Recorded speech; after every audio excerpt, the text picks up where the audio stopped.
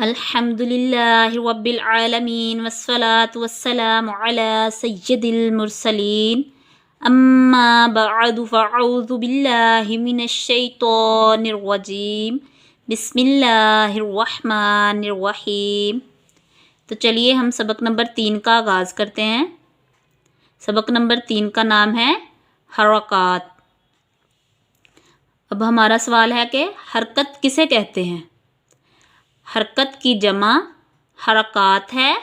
ज़बर ज़ेर पेश को हरकात कहते हैं। ज़बर और पेश हरफ के ऊपर जबकि ज़ेर हरफ के नीचे होता है। अब यहाँ देखिए ज़बर ज़ेर पेश ये हरकत का साइन है। अब ये दोनों हरकत हरफ के ऊपर जबकि ज़ेर हरफ के नीचे है। ज़बर और पेश हरफ के ऊपर है और ज़ेर हरफ के नीचे है। अब अगला सवाल क्या है कि मुतहर्रिक किसे कहते हैं। जिस हरफ पर कोई हरकत हो उसे मुतहर्रिक कहते हैं। अब यहाँ पर ये देखिए ये एक हरफ है, बा एक हरफ है और यहाँ पर साइन देखिए ज़बर ज़ेर पेश जब इसके ऊपर आ गए तो ये क्या हो गए, ये मुतहर्रिक हो गए। अब बा ता सा मुतहर्रिक हो गए। अब अगला सवाल है कि ज़बर ज़ेर और पेश को अदा कैसे करते हैं। ज़बर मुंह और आवाज़ खोलकर, ज़ेर आवाज़ को नीचे गिराकर और पेश होंठों को गोल करके अदा करते हैं। अब हमें कैसे पता चलेगा कि ज़बर ज़ेर पेश अदा कैसे होंगे। अब जब हम ये देखिए बा के ऊपर जब हरकत आ गई, अब हम इसे दा करेंगे तो हमें इसे पढ़ने का तरीका आ जाएगा। अब आप पढ़िए बा ज़बर बा। जब हमने बा ज़बर बा पढ़ा तो हमारा मुंह और आवाज़ खुल गया तो ज़बर अदा हो गई। अब बा ज़ेर बी, अब हमने आवाज़ को नीचे गिरा दिया तो हमारी ज़ेर भी अदा हो गई। बा पेश बू, होंठों को गोल करेंगे तो बू अदा हो जाएगा यानी पेश अदा हो जाएगा। बू बा बी बू, हमारा मुंह और आवाज़ भी खुला और आवाज़ को हमने नीचे गिराते हुए ज़ेर को भी ज़ाहिर कर दिया। ठीक है, आगे पढ़ेंगे कि हरकत को कैसे अदा करते हैं, ये हमारा सवाल है। तो हरकत को बग़ैर खींचे बग़ैर झटका दिए मारूफ पढ़ें, यानी जब हम ये साइन हरकत के हैं, हरकत के हैं, अब जब हम इन्हें अदा करेंगे तो हमने इन्हें बग़ैर खींचे बग़ैर झटका दिए पढ़ना है। अब हम कैसे पढ़ेंगे, बा ज़बर बा, बा ज़ेर बी, बा पेश बू, बा बी बू। हमारा तरीका ये वाला सही है। अगर हम इसे बा ज़बर बा पढ़ देंगे तो हमने इस तरीके से नहीं पढ़ना, ये तरीका सही नहीं है। हमने इसको लंबा नहीं करना और ना ही हमने इसको झटका देना है। बा बी बू इस तरीके से भी नहीं पढ़ेंगे, हमने इसको बग़ैर खींचे बग़ैर झटका दिए पढ़ेंगे तो फिर ये हमारा हरकत अदा हो जाएगा। अगला सवाल है कि अलिफ पर कोई हरकत या जज़्म आए तो इसे क्या पढ़ते हैं। अलिफ पर कोई हरकत या जज़्म आ जाए तो इसे हमज़ा पढ़ेंगे। अब ज़बर ज़ेर पेश हरकत है, हरकत है। अब देखिए ये अकेला हो तो अलिफ पढ़ा जाएगा और जब इसके ऊपर ज़बर ज़ेर पेश या जज़्म ये दालनुमा अलामत आ जाएगी तो वो हमज़ा कहलाएगा, हमज़ा पढ़ा जाएगा। अब आप याद रखिएगा कि अगर अकेला अलिफ है और उसके ऊपर कोई भी अलामत नहीं है तो वो अलिफ पढ़ा जाएगा और जब उसके ऊपर अलिफ के ऊपर टोटल 10-11 अलामतें आएंगी तो वो हमज़ा पढ़ा जाएगा। वो हमें पता चलेगा अगले सबक में। तो अभी आप जानिए कि अलिफ के ऊपर अगर कोई हरकत या जज़्म नहीं है तो वो अलिफ पढ़ा जाएगा और अब यहाँ पर हरकत लग गई तो हमने इसको क्या पढ़ना है, हमने इसको हमज़ा पढ़ना है। अब ये अलिफ नहीं हमज़ा पढ़ा जाएगा। अब अगला सवाल देखिए, रॉ पर ज़बर या पेश हो तो रॉ को पुर और रॉ के नीचे ज़ेर हो तो रॉ को बरीक पढ़ेंगे। हमारा सवाल था कि रॉ को कब पुर और कब बरीक पढ़ा जाएगा। तो अब यहाँ पे हमें बताया जा रहा है कि रॉ के ऊपर ज़बर या पेश हो तो रॉ को पुर और रॉ के नीचे ज़ेर हो तो रॉ को बरीक पढ़ेंगे। यहाँ देखिए रॉ के ऊपर ज़बर और पेश ऊपर लिखी हुई है, और ज़ेर नीचे है। तो जब हमने रा के ऊपर ज़बर और पेश को अदा करना है तो रा को पुर करना है, और जब ज़ेर को अदा करना है तो रा को हमने बारीक पढ़ना है। अब रा ज़बर रा ज़ेर री, रा पेश रू, रा री रू।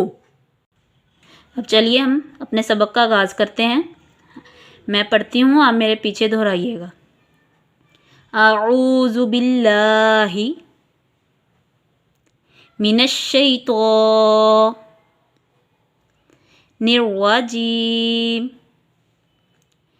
बिस्मिल्लाहिर्रहमानिर्रहीम।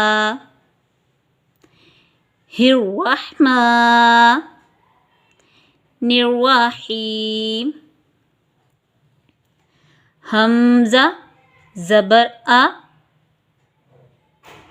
हमज़ा ज़ेर ई, हमज़ा पेश ऊ। अब हमने हरकत को पढ़ लिया, अब हमें इसे दोहराएंगे, रमा पढ़ेंगे हम इसको। आ ई उ, बा ज़बर बा, बा ज़ेर बी, बा पेश बू, बा बी बू।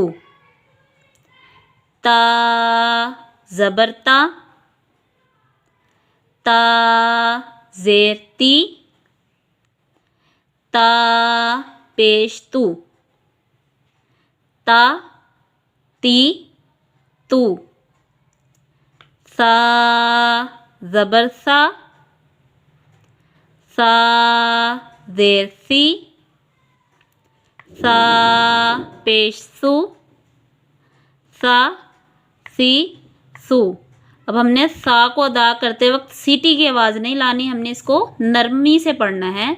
सा पढ़ेंगे, सा नहीं पढ़ेंगे, ठीक है। आगे चलिए अगली लाइन की तरफ। जीम ज़बर जा, जीम ज़ेर जी, जीम पेश जू, जा जी जू। हमने जीम को 3 अलिफ के मकदार तक खींच के पढ़ना है और हरकत को बगैर खींचे बगैर झटका दिए पढ़ना है, ठीक है। हा ज़बर हा, हा ज़ेर ही, हा पेश हू, हा ही हू। खो ज़बर खो,